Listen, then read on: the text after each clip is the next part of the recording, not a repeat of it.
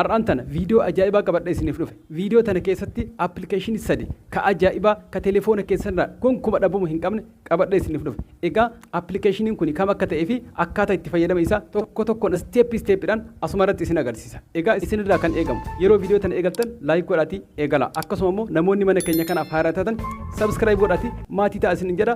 Egaa gara hojiitti seena. Egaa steeppiidhaan isin agarsiisa nafaana bu'a. Maal gootan pileestoorii telefoona keessanirra jiru haala kanaan gatuudhaan seentan.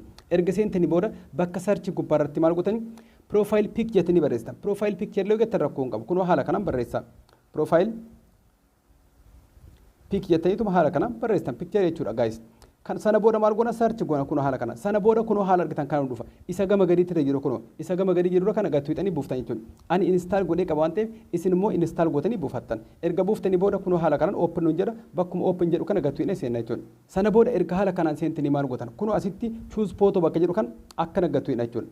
Sana booda as keessaa suuraa keessan irratti filatan. Suuraa keessan ka isinitti tole ka profaayilii godhachuu yookaan ka edit godhachuu barbaaddan san irratti gatuudhaan kanneen keessa jira. Kunoo ani haala kanaan irratti gattuqee jira suuraa tokko. Egaa kabajamtootaa fi hordoftoota teenya haala argitan kanaan ufuma isaati edit godhee osoo waan tokko xaaruun hin barbaachifne osoo Photoshop fi appilikeeshinii adda addaa keessa hin barbaachifne aappii tokkicha kanaan salphaatti ufuma isaati edit naa godhee haala kanaan bareechee lafa kaa'ee jechuudha. Egaa maal gootan gama gadiitti rakkoon steepii 1 2 3 4 jedhee jira. Steepiiwwan kanaan ka barbaadanitti ammas jijjiiruu dandeettan. Jijjiirtanii suuraa keessan bareechuu dandeettan. Fakkeenyaaf mee isa lammaffaarra jiru akkana gattu ammas jijjiiree fida laalla. Egaa haala argitan kanaan jijjiira isin dhufa. Sadaffaarallee afuraffaallee yoo gootan akkanumatti jijjiiraa deema. Sana booda maal gootanii kunoo haala kana erga bareechitanii booda bakka save and share jettu san gattu godhan suuraa keessan buufattan. Erga buufattanii booda sooshaal miidiyaa fayyadamtan irratti profaayilii keessan godhachuu dandeettan jechuudha. Salphumatti haala kanaan itti fayyadamuu dandeettan. Inni tokkoffaan isa kana baay'ee tokko akka isin fayyadu abdii qaba. Isa lammaffaatti isin dabarsa ammas. Inni lammaffaan immoo salphumatti rakkoon tokko yoo isin mudate rakkinni tokko yoo isin mudate kaameraa tokko dhoksitanii waraabuu barbaaddan nama tokko sagalee ta'e viidiyoo dhoksaadha yoo waraabuu barbaaddan egaa appilikeeshinii kana buufattanii itti fayyadamtan. Aappii ajaa'ibaati isin agarsiisa. Egaa maal gootan pileestoorii keessan keessa haala kanaan gatuudhaan seentan. Erga seentanii booda maal gootan XS kaameraa ittiin barreessan. Kunoo haala kana XS kaameraa ittiin barreessan kunoo sarchi gootan san booda. Sana booda kunoo haala argitan kanaan isin dhufa. Haala kana yoo isin dhufe isa gama gadii jiru kana isa kana gattu godhan install gootanii buufattan. Ani buusee jira waan ta'eef open naan jedha. Kanaafuu erga buuftanii booda isinis haala kanaan open isinin jedha. Bakkuma open jedhu kan akkana gattuutan. Sana booda ni seentan. Erga seentanii booda maal goona gama gadiitti irra kunoo start kaameraa ta'etti ni jirti. Isima akkana gattu yeroo tokko. Sana booda kunoo asitti gaarantii isin gaafate. Bakka gaarantii jedhu gamanatti isuma kan akkana gattuutan.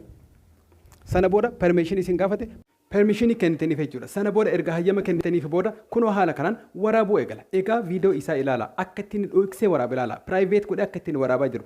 Yeroo kana waan barbaaddan gubbaarran asiin telefoona itti fayyadama iccitii barbaaddan waraabuu hin dandeettan. Guddiftanii waraabuu osoo hin taane xiqqeessitanii kunoo haala argitan kanaan.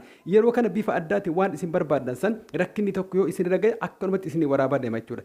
Yeroo barbaaddan bakka switchii keessan telefoona ittiin bantan san gattuudhaan switch hootanii kiishaa kaa'attanis inni waraabuu isaa itti ufa. Sagalees ta'ee viidiyoo haaluma kana haaluma argitan kanaan waraabaatuma deema jechuudha. Addaan hin kutu hanga isin dhaabbatanitti jechuudha. Kanaafuu haala kanaan kaameraa addaa bifa addaa ta'e piraayiveetiin isin waraabu kan itti fayyadama. Baay'ee tokko akka isin fayyadu abdii qaba.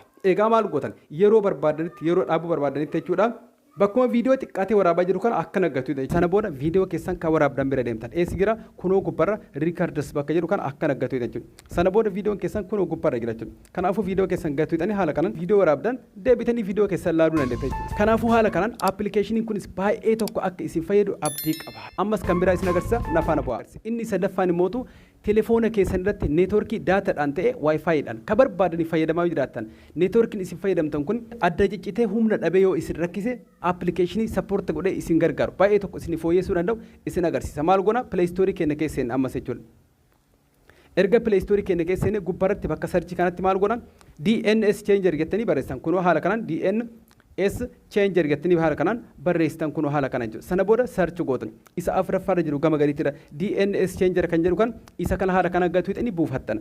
Ani buusee qaba waan ta'eef isin ammallee akkuma baratame gadi tuuxanii install gootanii buufattan. Erga buuftanii booda haala kanaan open isin jedha. Sana booda gadi tuuxan haala kanaan. Sana booda erga haala kana seentanii booda gubbarra DNS provider kan jettan mallattoon xiyyaa kan gargaraatu ni jirti. Isii tana akka naggatu jechuudha. Sana booda as keessa DNS wan kanneen keessa ka barbaaddan filattanii connection isa bareeda irratti deeffattan. Mi'aan tokko raggattu qeessin agarsiisa. Haala kanaan gattu qee jechuudha. Sana booda erga haala kana gadi tuqee irratti start bakka jettan akka naggatu qee jechuudha.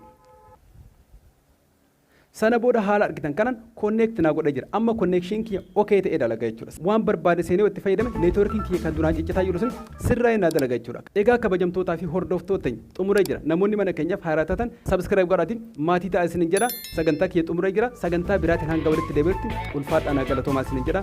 Nagaa naa ta'a.